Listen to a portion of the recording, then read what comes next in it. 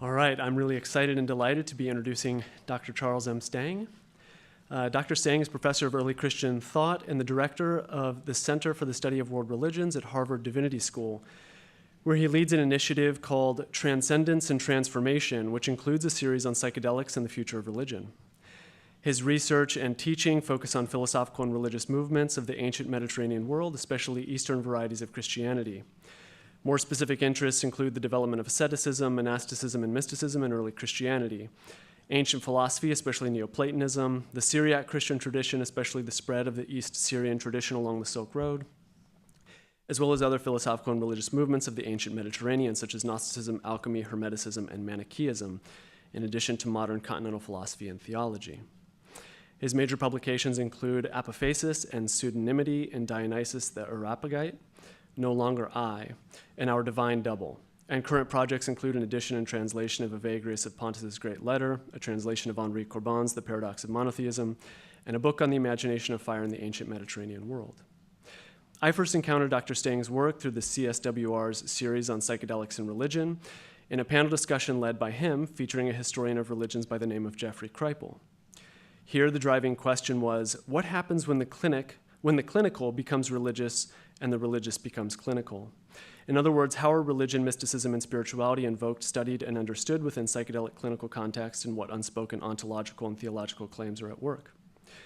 Of course, none of you are here to listen to me rehash a panel from 3 years ago, and besides, you can watch it for yourselves online, and I would encourage you to. It's great. Yet, such insightful lines of inquiry, I believe, are worth repeating, as they represent crucial considerations for the current psychedelic renaissance and its impact on our global moment, an impact that is transnational, transdisciplinary, and yes, transcendent.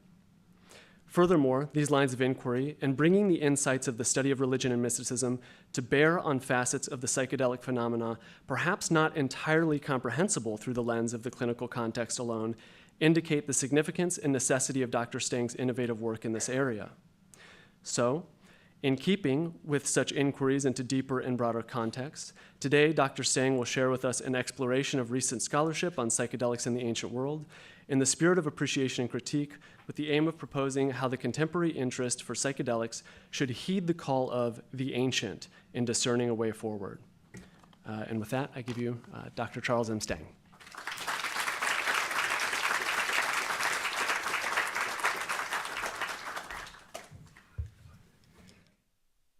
Thank you, Zach, for that very kind introduction, and thank you, Jeff, for the invitation to address this audience. I'm one of these squares who has a script, but I feel compelled after the last panel discussion to go off script, or rather to read from a deeper script. As Michael Murphy, the co-founder of Esalen Institute, often says, who's writing this script? And what I want to share with you is the poignancy of my presentation following on that panel, and especially Karen's moving testimony about John Mack. First of all, the poignancy of my coming to you from Harvard, an institution that mistreated John Mack so terribly. So at my first, I confess my first emotion was compunction and shame. So I'm working through that privately. But the more interesting poignancy is perhaps more of a synchronicity, is that I stand before you as someone who over 20 years ago fell under the spell of T.E. Lawrence, otherwise known as Lawrence of Arabia. And as Karen mentioned, John's Pulitzer Prize winning book called A Prince of Our Disorder remains, in my estimation, the single best book on T.E. Lawrence. And there are lines of connection in my mind between the work he did on Lawrence and his work with experiencers. I want to say something else a little bit more confessional, which is that listening to that presentation, it became clear to me I had to confess to this group that T.E. Lawrence still haunts me, and I use that word rather deliberately. I was visited by T.E. Lawrence in 1999, for those of you who aren't sure of the timeline. He's long dead by that point. And it was it was an evening in a garret apartment in Hyde Park in Chicago, I think 1999. And he has been with me ever since, something of a possession. Rather, I've been possessed by T.E. Lawrence. I didn't speak about that experience until I was prompted by a certain Jeff Kripal to speak of that experience at, you can probably guess where, Esalen. Yes, exactly, yes. The synchronicities abound. And in fact, I'm 10 years into trying to write a book about that possession. I try to, in some ways, it's an exorcism, trying to get T.E. Lawrence out of my system. Those of you who, none of you I imagine would know this, but Lawrence died, again, not unlike our beloved John Mack, in an automobile accident. In his case, he died on a motorcycle, but he was planning his next book, which was called A Confession of Faith, which was curiously about flight, about the new phenomenon of humans taking to the air. And that also resonates with some of the themes we've heard today. I'm not here to talk about T.E. Lawrence or John Mack, but instead psychedelics. But I can't help to flag one final synchronicity, and then Karin, you are free to go to dinner and ignore the rest of this talk. But you have to see this. This is the image that we chose 5 years ago at Harvard Center for the Study of World Religions to inaugurate our initiative called Transcendence and Transformation, which I'll be speaking about later. Okay, so thank you all for indulging that off-script performance, or that deeper script performance. So this evening, I'm here to speak about psychedelics in the ancient world, more specifically, what's at stake in our knowing whether and how psychedelics were used in the ancient world. And I should first make clear that by the ancient world, I mean something rather specific, namely the ancient Mediterranean world, spanning classical to late antiquity. That's the ancient world I allegedly know something about. The question of what's at stake in our knowing whether and how the psychedelics were used in the ancient world would presumably change rather dramatically if I were to speak of the ancient world of China or South Asia or the Americas, for example. And I imagine some of you here today have expertise in those ancient worlds and others. And I invite your comments on how this question might be approached from those angles. So this evening I want to begin by discussing Brian Murarescu's breakout 2020 bestseller, The Immortality Key, and exploring what seems to be at stake in his inquiry into psychedelics and the ancient Mediterranean. I will review some of the evidence he marshals and to what end, and I'll offer an appreciative critique for his call for a psychedelic reformation. I'll then suggest a different framework for thinking about psychedelics, a framework I'm calling, surprise, surprise, Transcendence and Transformation. This is a bit of a stump speech you're getting, I'm afraid.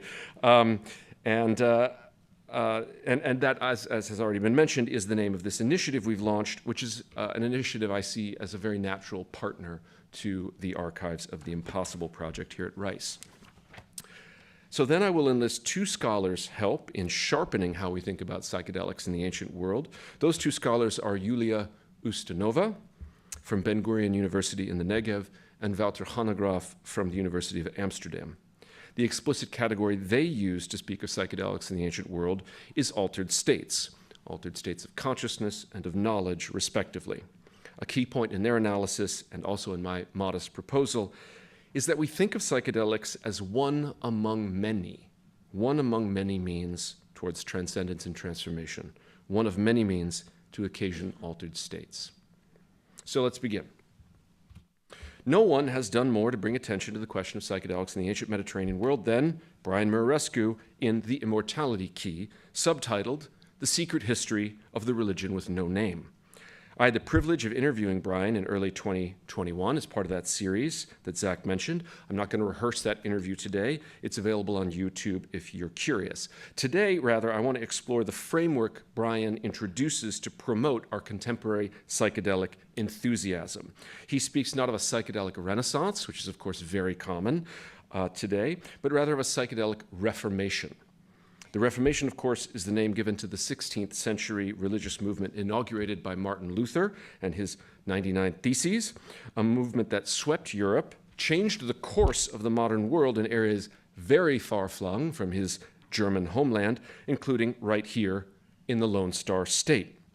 But before we dive into Brian's call for a psychedelic reformation, we have to explore how he heard the call of the ancient. And this starts with the ancient Greek Eleusinian mysteries. The origins of these mysteries, this mystery cult, are lost to time. From the classical period onward, we know that on a specific day in September or October, initiates would walk the 14 miles from Athens to the town of Eleusis along the, quote, sacred road to celebrate the greater mysteries, which were a commemoration of Persephone's return from Hades' underworld, a reunion with her grieving mother Demeter, and thereby a celebration of life's cyclical dance with death. The initiates would approach the greater mysteries, having already celebrated the lesser mysteries in February, a year and a half earlier. Those who had undertaken this prior initiation were called, the initiation was muesis, and they were called initiates, or mistai in modern Greek. That is the same root from which we get ta mystica, the mysteries, or mystikos, a mystic. They would have spent the time between the first and second phases of the mysteries, immersed in myths and practices associated with both. And so with fear and trembling, these mistai approached the greater mysteries. And when they did, the greater mysteries, were called the vision, or epoptia. And the vision would render them visionaries, epoptai. So, what did these initiates see such that they earned the title visionary?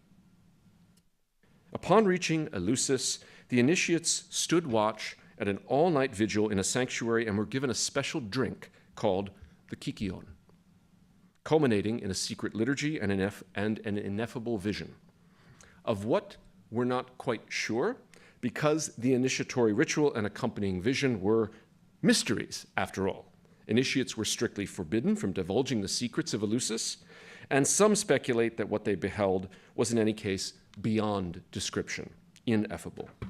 But from scattered reports and remarks over the centuries, scholars have surmised that at the height of the liturgy, a high priest would invoke the goddess Demeter and Persephone, and that at a climax, complete with a deafening gong and pyrotechnics, the underworld would open and one or both goddesses would appear to the assembled. Not surprisingly, scholars have wondered what might have been in that kykion, right? If the vision was the result of an elaborate sound and light show orchestrated by priests in the inner sanctum to induce a kind of ritual ecstasy, might the kykion have been a psychoactive sacrament that helped induce that mystical ecstatic vision? The German scholar of Greek religion, Walter Burkert, floated the idea in 1977. He wrote, "It may rather be asked, even without the prospect of a certain answer, whether at the basis of the mysteries there were prehistoric drug rituals, some festival of immortality which, through the expansion of consciousness, seemed to guarantee some psychedelic beyond." In a subsequent publication, he tried to walk that back. But in the next year, 1978, 3 authors working independently of Burkert took up the psychedelic hypothesis in a book called The Road to Eleusis. 2 of them will come as no surprise. The first was R. Gordon Wasson, the amateur ethnomycologist whose 1957 article in Life magazine, Seeking the Magic Mushroom, told of his experiences ingesting psychoactive mushrooms with the Mazatec people of Mexico, led by the shaman Maria Sabina. His article opened the floodgates to a torrent of Western seekers looking to expand their consciousness. The sad story of the effect of that influx on the Mazatec people and on Maria Sabina in particular is well known. The second author was Albert Hofmann, the Swiss chemist who first synthesized LSD in 1938 and who, in resynthesizing it in 1943, inadvertently absorbed some into his system and so famously discovered its hallucinogenic effects.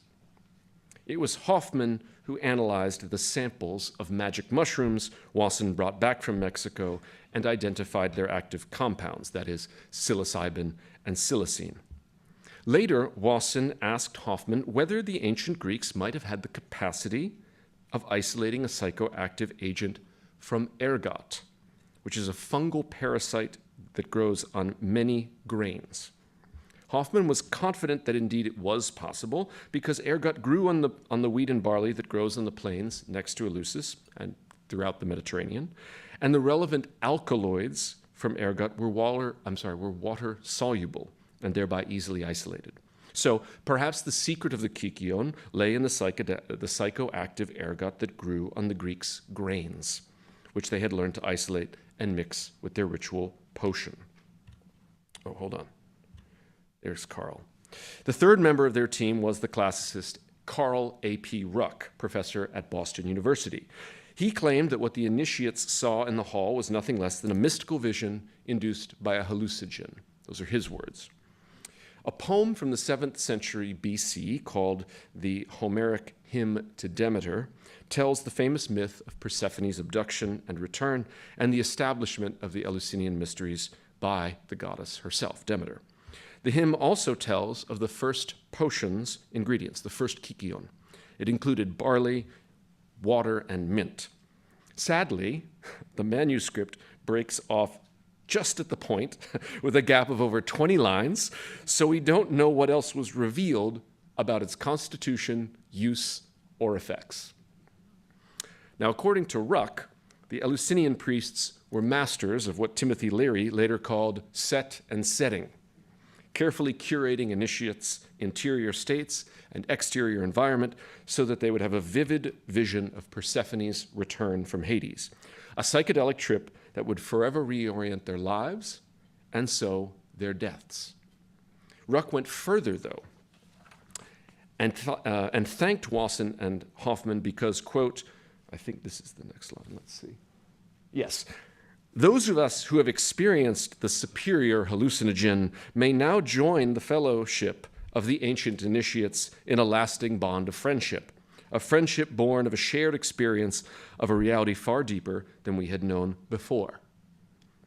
Now an initiate himself, like Wasson and Hoffman, Ruck broke the ancient injunction and spoke the unspeakable secrets of Eleusis. The road to Eleusis was largely met with silence, at least among classicists. A short review in the 1979 issue of Classical World concluded that the evidence was insufficient, and thus that acceptance of the book's hypothesis, quote, depends on one's view of its plausibility or on faith. By faith, the reviewer clearly means experience, because he then quotes Ruck's admission of his own psychedelic experiences. The review was short, but hardly savage. The reaction at his home institution was less kind. John Silber, the legendary president of Boston University, removed Ruck as the chair of classics and barred him from teaching graduate seminars. He had tenure, so he kept his job, but he was marginalized and humiliated. Until recently, most classicists politely passed over his hypothesis with silence or a brief dismissive mention. Ruck responded by doubling down on the psychedelic hypothesis and widening his ambit to include the other Greek mystery religions, the psychedelic origins of religion itself, the possibility of a psychedelic Eucharist in early Christianity, and the lasting but hidden influence of all these on medieval and early modern Europe. But as he widened his ambit, he narrowed his audience. Only those who are already predisposed to the psychedelic hypothesis were likely to read his later books. It often seems as if Wasson, Hoffman, and Ruck are convinced that psychedelics are the only, or at least the preeminent technique for inducing mystical ecstasy. But why should we be persuaded of that? After all, the greater mysteries involved a year and a half of preparation and training, and during the week of the celebrations themselves, extensive trekking, fasting, dancing, and hence physical exhaustion. but also identification with mythic figures, that is, gods and heroes, and what we might call theophanic dramaturgy. All of this amounts to some synergy and some, quote, somatic states that welcomed rather than resisted the combination of ingredients that was the kykeon. My own view is we should not put psychedelics on a pedestal where they might easily be knocked off, but rather acknowledge their place as part of the foundation of the ecstatic edifice at Eleusis. Of the three authors of The Road to Eleusis, only Ruck is still alive today. Wasson died in 1986 and Hoffman in 2008. Despite his rough going at Boston University, Ruck does not regret his decision to pursue the psychedelic hypothesis, nor does he hold any great grudge against his many skeptics and critics. Still, he must be pleased to see his hypothesis revived and defended with more evidence in Murarescu's The Immortality Key. We know Ruck is pleased because he appears throughout the pages of this book, which reads like a popular detective story mixed with learned nonfiction. Murarescu is a lawyer by trade, not a scholar, but he's nevertheless very learned.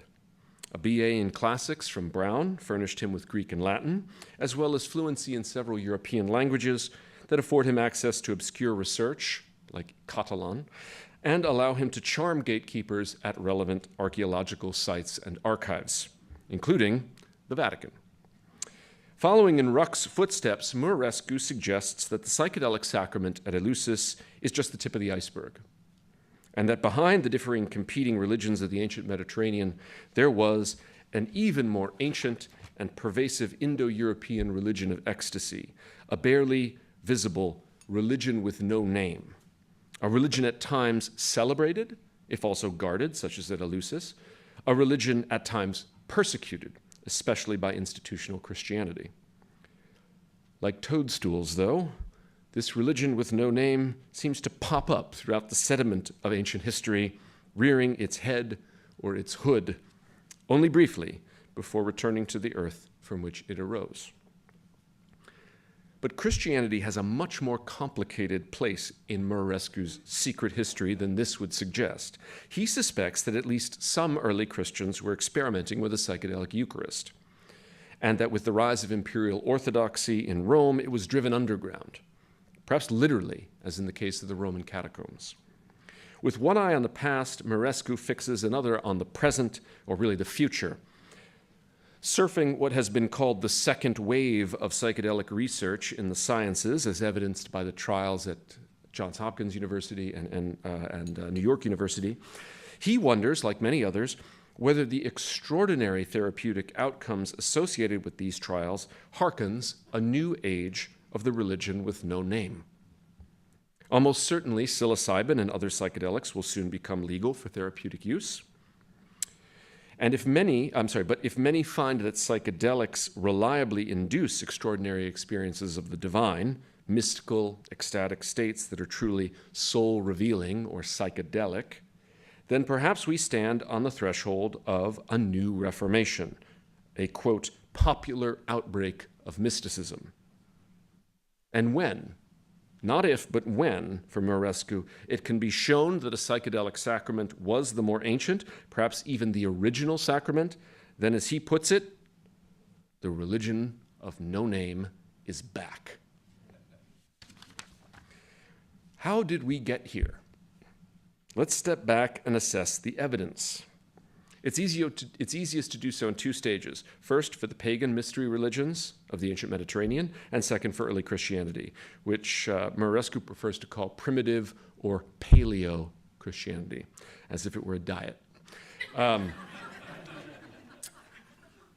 If there were hard evidence of psychedelics in the Eleusinian mysteries, how would we know it? After all, food and drink are ephemeral. They decompose quickly, so traditional archaeology can hardly dig them up, dust them off, and put them in a museum for display.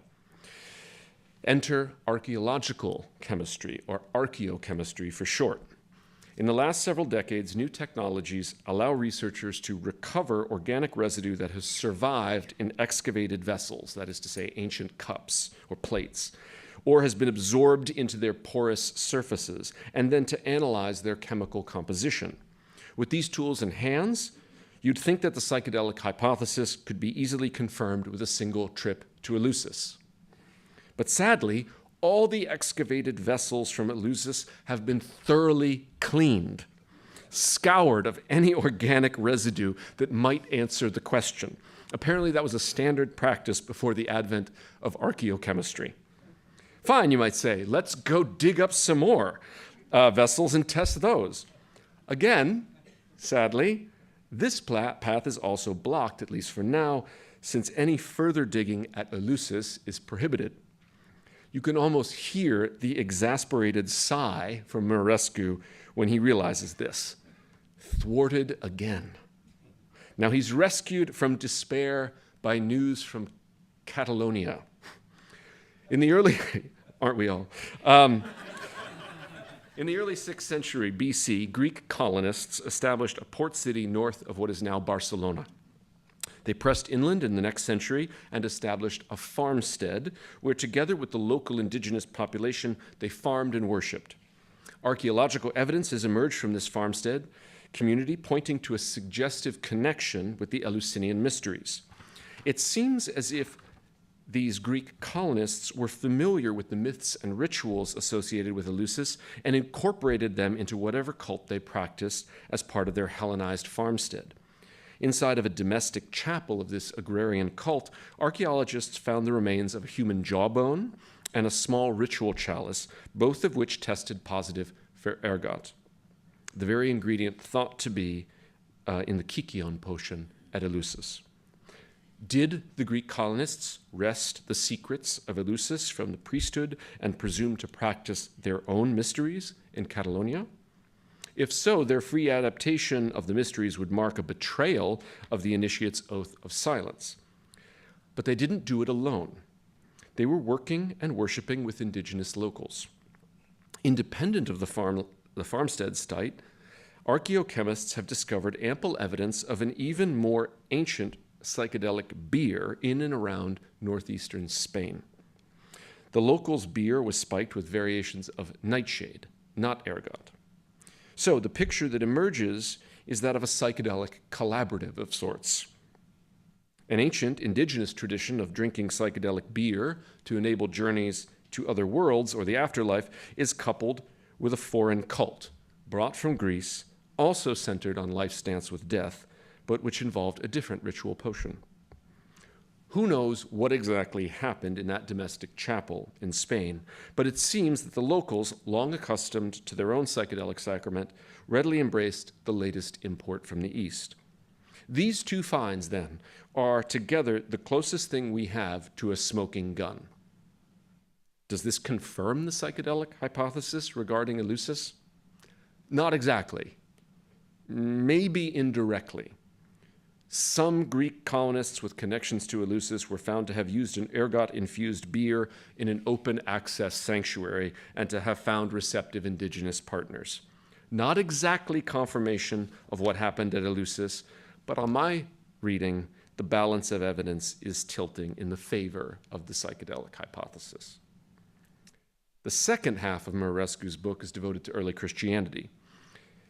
He argues that, quote, the primary motivation of the entire Reformation was the rediscovery of Christianity's true origins and its real meaning. Now, we know that the Reformers' portrait of early Christianity was in no small part a fiction. They painted early Christians in their own image so as to see themselves reflected in that history as the earliest among the faithful. I fear that Murarescu is doing much the same when he calls for a new Reformation and his quest for the original sacrament of Western civilization. He forwards what he calls the pagan continuity hypothesis with two questions. Before the rise of Christianity, did the ancient Greeks consume a secret psychedelic sacrament during their most famous and well-attended religious rituals? 2. Did the ancient Greeks pass a version of their sacrament along to the earliest Greek-speaking Christians, for whom the original Holy Communion or Eucharist was in fact a psychedelic Eucharist? He writes, if the answer to both questions is yes, then the New Reformation is as well-grounded and historically oriented as Martin Luther's Reformation. So a historian of the Reformation might find that very curious sentence, well-grounded in history. Okay, but in any case, and it becomes an immediate reality for the tens of millions of SBNRs and religiously disillusioned. I imagine you all know SBNR stands for spiritual but not religious. Now let's just take his two questions in turn. As for the first, we've already discussed how the answer is maybe. I'm more and more persuaded by the indirect evidence that the Kykion et Eleusis may have included some psychoactive ingredient, which was part of a wider orchestrated ritual that induced the vision. As for the second question regarding the Christian Eucharist, Murarescu claims to explore, quote, an early secret form of Christianity that has been scrubbed from the record. Now here I must simply call foul. As far as I can tell, there is simply no evidence, direct or indirect, circumstantial or otherwise, that an early secret form of Christianity was using a psychedelic Eucharist.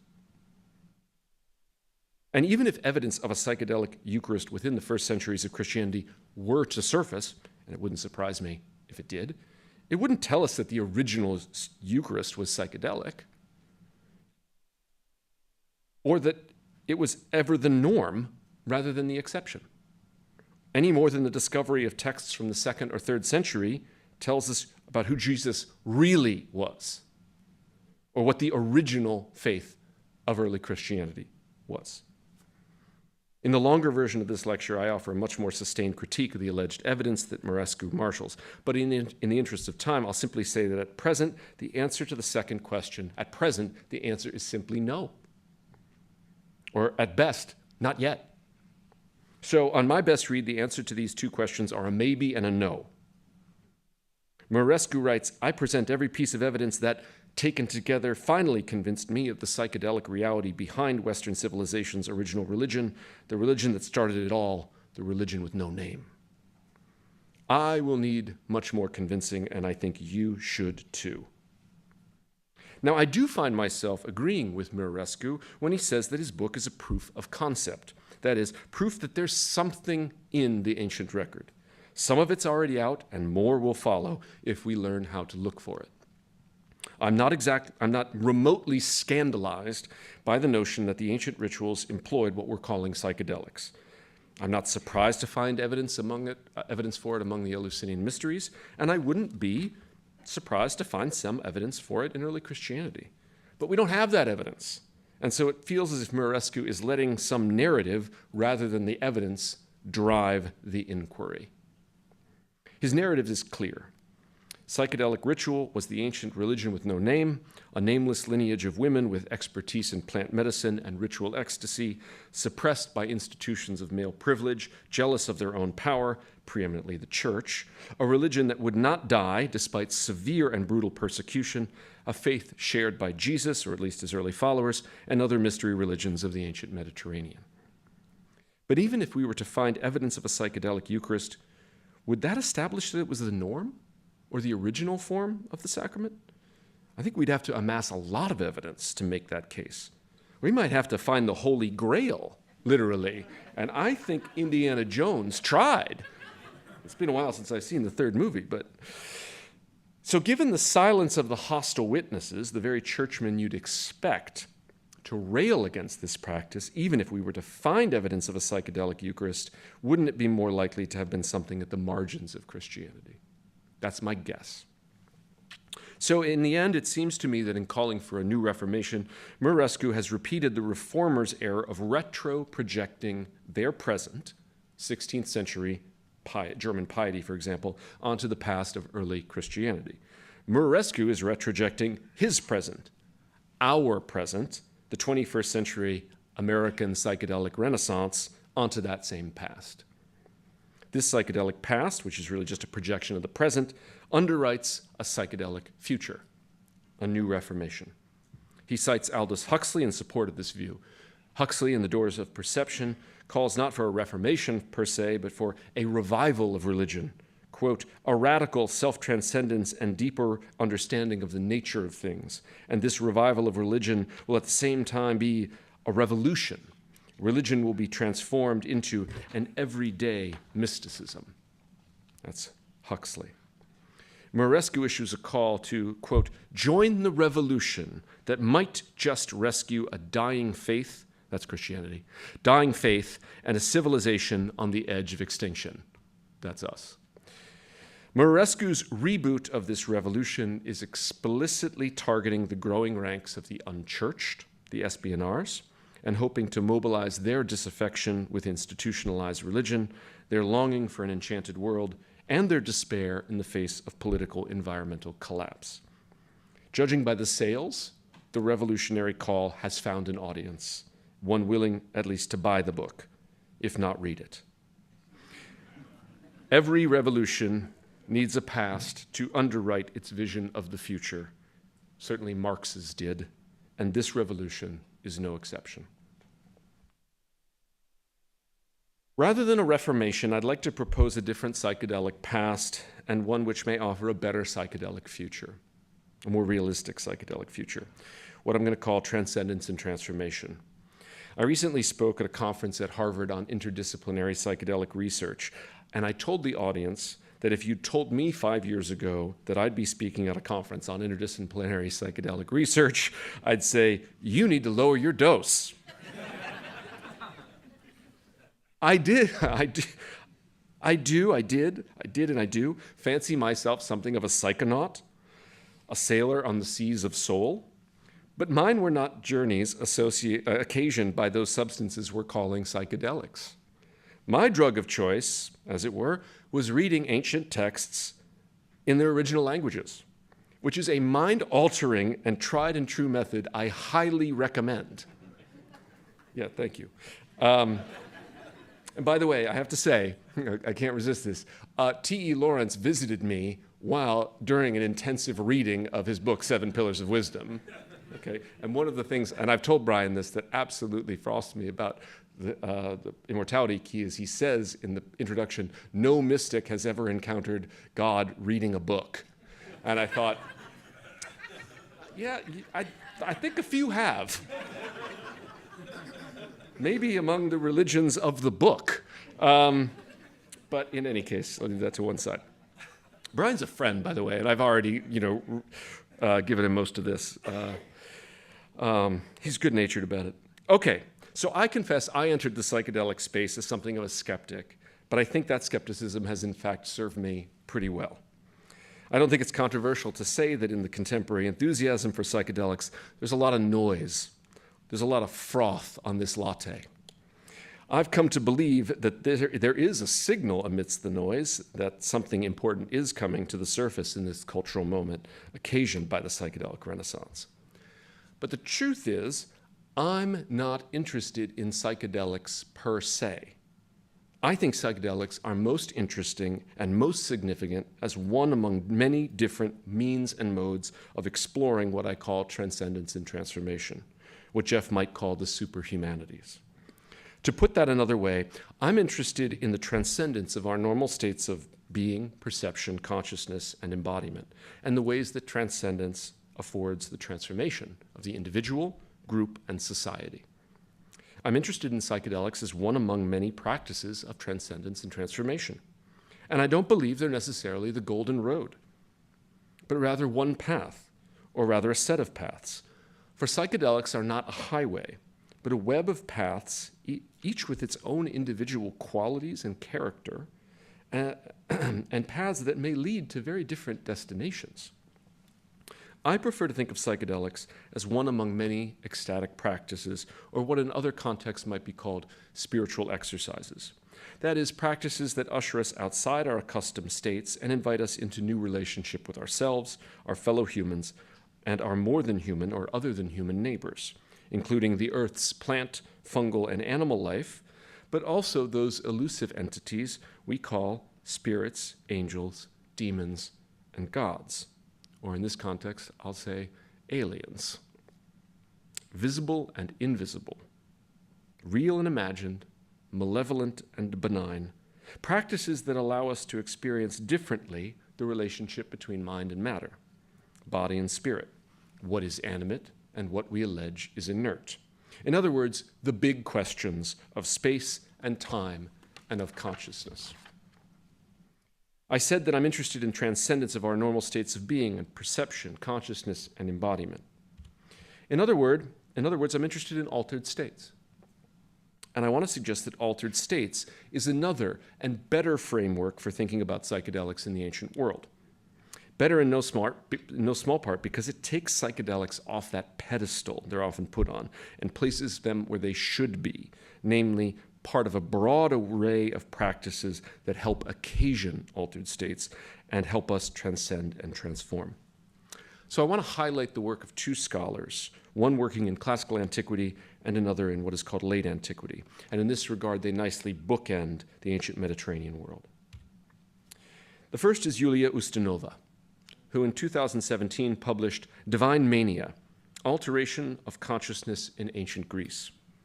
Her interest in altered states has been a mainstay in her work.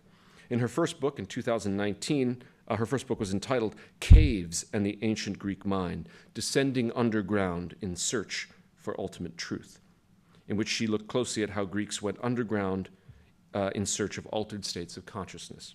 So her new book widens the inquiry and looks at all manner of techniques for altering one's consciousness. In his dialogue entitled The Phaedrus, Plato has Socrates offer a taxonomy of mania or madness. On the one hand, Socrates says madness is a human disease. Let me see, is this the right? No, I cut that. Okay, it's a human disease. On the other hand, madness can be divine, in which the gods, quote, release you from your customary habits. And there are four kinds of divine madness. One, prophecy, inspired by Apollo. Initiatory madness, inspired by Dionysus.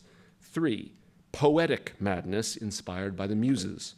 And 4, love madness, inspired by Aphrodite and Eros. Ustinova marshals extensive evidence to suggest that Socrates is actually espousing a view widely shared by his contemporaries, that while there is a concern about the pathology of madness, there's also a deep interest in exploring altered states of consciousness, that wisdom and truth are not accessible to our accustomed ways of experiencing the world. She tells us how the ancient Greeks distinguished between forms of mania in which the divine possesses you as if from outside, so-called katoki, which distinguishes that from forms in which the divine seems to emerge from within you and blossom forth into altered states. Here, hence the adjective entheos, or engodded, the noun enthusiasmos, engoddedness, or epipnoia, inspiration. You may hear the resonance here with the modern neologism entheogen, which means something that brings about the state of engoddedness. She very helpfully introduces the idea borrowed from neurophenomenology that some cultures are more amenable to altered states than others. A so-called polyphasic culture tends to value, quote, altered states of consciousness experienced principally in ritual contexts. Now, such cultures tend to be pre-industrial. Ancient Greece was one such polyphasic culture, over and against ancient Rome, at least Republican Rome, which was monophasic. That is, it tended, quote, to marginalize these experiences as unorthodox or even criminalize them, and alteration of consciousness in such societies is limited to the secular sphere. Republican Rome was certainly pre-industrial, and yet it was, on her view, committed to the suppression of altered states, at least until the imperial period, when it opened itself to the influence of ecstatic movements from Greece and further east. Now, I leave it to you to discern whether you think we are inhabiting a monophasic or polyphasic culture, or whether that distinction even maps onto the contemporary psychedelic scene, Renaissance, Reformation, Revolution, or Revival, or indeed none of the above. As you can probably tell, Ustinova is in dialogue with contemporary brain sciences, cognitive neuroscience, including neurophenomenology and neurotheology. She follows what's sometimes called 5E cognitive science, which insists that whatever we're calling consciousness is embedded, embrained, embodied, encultured, and extended. The alteration of consciousness follows suit, which is to say that alterations can be occasioned by techniques that target the brain, other parts of the body, or even the social body, the body politic. And although consciousness is encultured, quote, the ability to experience alteration of consciousness is a part of human biological potential, end quote. In other words, in her view, it's a universal. And the methods for altering it are, quote, similar cross-culturally. Methods generally fall into one of two modes: excessive stimulation, or its opposite, deprivation. And the alteration of consciousness falls into three main types: physiological, pharmacological, and pathological. If we remove the pathological, which is an alteration of consciousness that most cultures, including ancient Greece, did not generally value, we're left with physiological and pharmacological alteration of consciousness. And while she does admit that there is evidence for what she calls psychotropic substances, there's simply one among many techniques, and they hardly take center stage. Even when such substances are actors on the stage, they're often accompanied by other actors, that is to say, other modes and methods, such as music, movement, and the play of light and darkness, just as we saw at Eleusis. She published her book before Murarescu's, so about Eleusis and the Kykeon, she says that, quote, so far there's no unequivocal evidence for the use of mind-altering substances other than wine in mystery religions. To be honest, that claim still stands, because even the impressive evidence Murarescu unearths and marshals for his case is all indirect and therefore equivocal for the matter of the mysteries. But to be fair to him, much of his book is also devoted to arguing, quite persuasively, I might add, that ancient beer and wine were much more powerfully psychoactive than their contemporary descendants.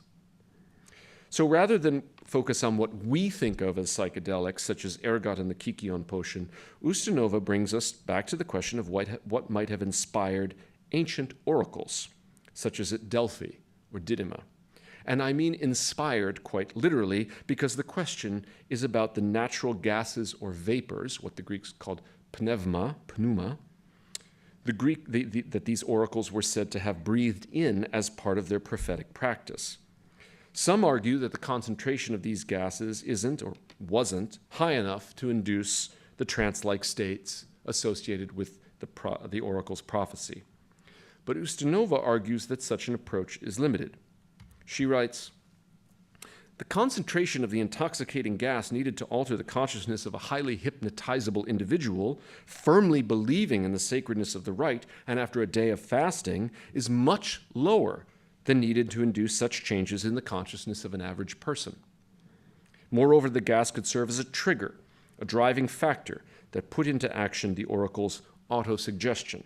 And in this case, even a low concentration would have been sufficient. It's noteworthy that in various cultural practices around the globe, pattern dissociative identity can be precipitated by a combination of consciousness-altering substances with one or several other methods, or even be induced without any psychotropic substances. The Greeks seem to have been aware of the psychoactive qualities of pneuma, vapors, although they did not rely on it alone.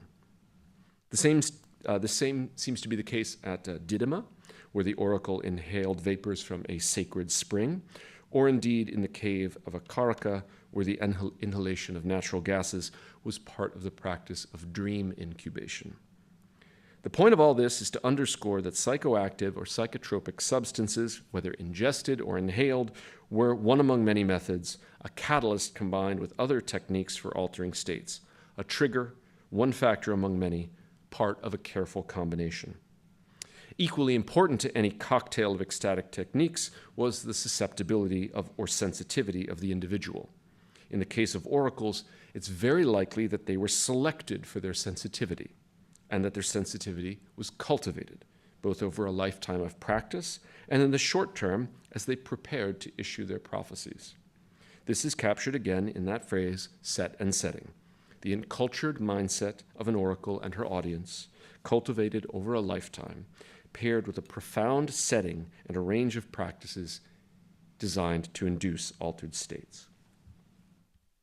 Ustinova's study of altered states in ancient Greece pairs well with Walter Hanegraaff's latest book, Hermetic Spirituality and the Historical Imagination, subtitled Altered States of Knowledge in Late Antiquity. With this book, we move from ancient Greece to late ancient Egypt, although in Egypt deeply Hellenized after centuries of rule by Greeks and thereafter Romans. Hermetic spirituality belongs to the Roman period, that is, the first several centuries of the Common Era, but it's a spirituality that emerged from centuries of Greco-Egyptian hybridity. Like Ustinova's, Hanegraaff's subtitle speaks of altered states.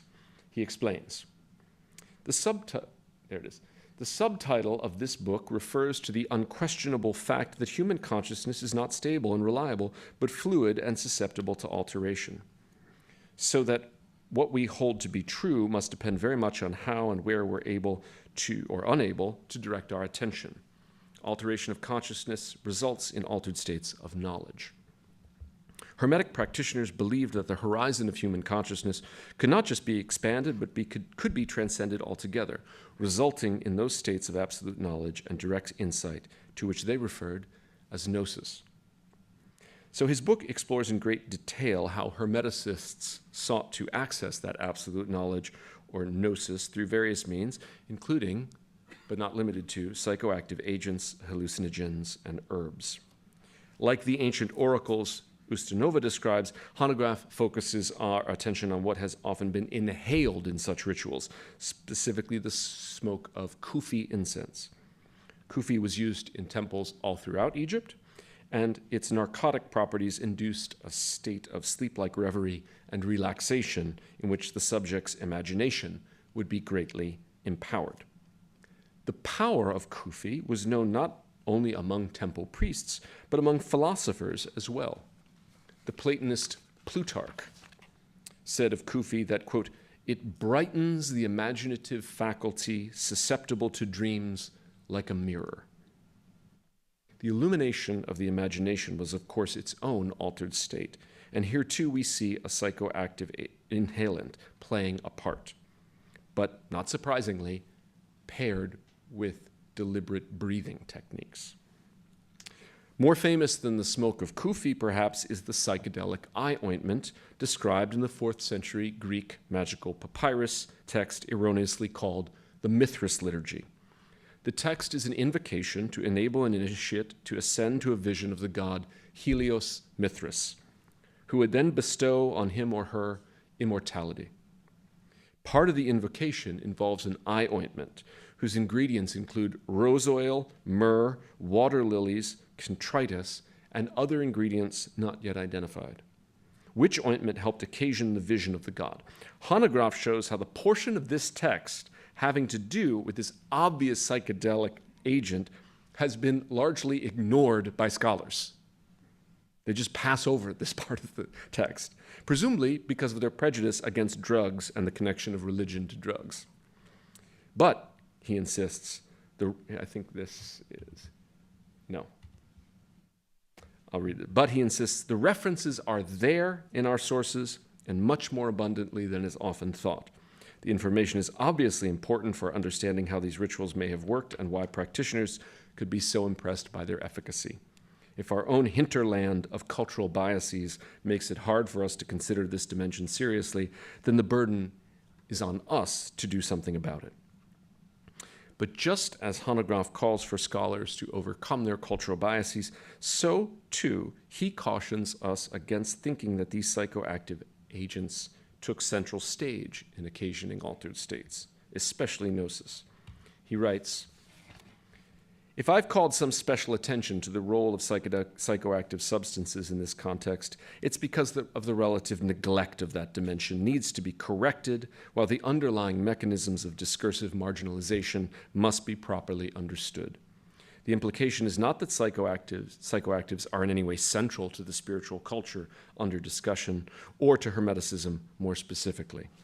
Rather, they should be seen as part of a broader, far more diverse and complex repertoire of techniques and procedures that were available to spiritual practitioners in late antiquity." So I hope the reasons for my appeal to Ustinova and Hanegraaff are clear. First, They both look at the ancient Mediterranean through the lens of altered states and explore various movements, both mainstream and esoteric, that work with altered states for the pursuit of wisdom, truth, and knowledge. Second, they're both open to the use of psychoactive substances or psychedelics in that pursuit, and in fact, they go out of their way to highlight the relevant evidence and critique scholarly biases that have marginalized that evidence. Third, and this is crucial, they both refuse the temptation to indulge in psychedelic exceptionalism, the notion that somehow what we're calling psychedelics are the exceptional or exemplary technique of altering one's consciousness. There are traditions of transcendence and transformation, traditions of working with altered states that have nothing to do with psychedelics. And even in those traditions that do, the ingestion or inhalation of psychoactive substances is often a catalyst in a much more complicated alchemical reaction, one factor in a much more complex equation. All right, conclusion. I want to circle back to the title of my talk, The Call of the Ancient. And then I want to suggest why I think the psychedelic past centered around transcendence and transformation can help us discern a better psychedelic future. First, I want to concede something. To speak of transcendence in the contemporary academy is transgressive. And to understand why, we should linger for a moment over that Latin preposition trans, as in transcendence, transformation, and now transgression. Trans means at its most basic level across or beyond, and it implies movement. Movement from one place to another, one state to another, across something like a threshold or a line or a boundary. Whatever differentiates here from there, this from that, one from another. Many contemporary thinkers are wary of transcendence because they think it implies a particular kind of movement, namely an escape from the thorny realities of history and its horrors, or its beauties. And they regard the escape as escapist. And they're certainly right that transcendence has been marshaled to justify the flight from our bodies and their demands on us, from other people and our responsibilities to them, from the earth and how we have grossly mistreated it. It appears to them, transcendence appears to them, as a metaphysical version of the billionaires launching themselves into space in their rockets, leaving us and this wounded world behind, changing their location, but not changing themselves one atom or inch. This is decidedly not what I invoke when I speak of transcendence. I'm committed to the trans in transcendence and transformation, movement across and beyond, to explore ourselves and others, and to embark on an adventure into this world and into others. For when we worry that transcendence might be an escape from our here and now, I want to ask whether we should be so confident that we know our here and now. Perhaps the first thing to be transcended is that very confidence, in hopes that we might discover other ways of being here and now. Rather than a flight from the body, for example, might transcendence be a flight into the body, or at least into other modes of embodiment we're not accustomed to perceive? I'm convinced that we are, individually and collectively, much more than we typically take ourselves to be, and that the urgent task is first a kind of imminent transcendence, crossing the most proximate thresholds of our accustomed states. Maybe that will open up onto new horizons of the then and the there. But we're not there yet, or are we? In any case, let's start here and now, recognizing that both here and now, like us, have always been much more than we've let them be. One last point. It's a brief one, I promise. What can psychedelics and the ancient Mediterranean, reframed, offer the future? Let's answer that by first turning to our present. In today's world, fueled in part by the psychedelic renaissance, there's a growing enthusiasm for altered states. Everyone's asking, to quote Michael Pollan, how to change my mind. But fewer are asking, why? To what end? Which alterations of consciousness are good? And for whom? And when? What do such altered states afford us? What do I learn about myself or my world by being altered? What should I seek to transcend and why? How should I seek to transform and why? And just as importantly, what should I not seek to transcend or transform and why? I worry that in today's world, altered states are all too often, like psychedelics, seen as ends unto themselves, a menu of extraordinary experiences we collect and compare, and with which we all too often compete. In the ancient world, there were more often frameworks for the pursuit and interpretation of altered states, mythologies and metaphysics, along with communities of practice to sustain them. The oracular traditions knew what sort of altered states they were pursuing and why. Followers of Dionysus and initiates at Eleusis knew what sort of ecstasy or what sort of vision they were after and why. Hermeticists believed that their spirituality offered access to altered states of knowledge, and they had an account of what they needed to know and why they needed to know it differently than we usually do. I worry that in today's pursuit of altered states, we're sorely lacking in frameworks. Not final, finished frameworks, but heuristic, practical frameworks. We're lacking in both communities of discernment that are crucial for any pursuit of transcendence and transformation, and in mythologies and metaphysics to ground those pursuits. We certainly can't just pretend that we can revive ancient traditions, long interrupted, and take wholly on board their mythologies and metaphysics. And trust me, it's a temptation. I'm a Platonist. It's another confession I'll make. It's the last one. I think we need to find our own, but I think we need to find them in dialogue with others, perhaps from the past.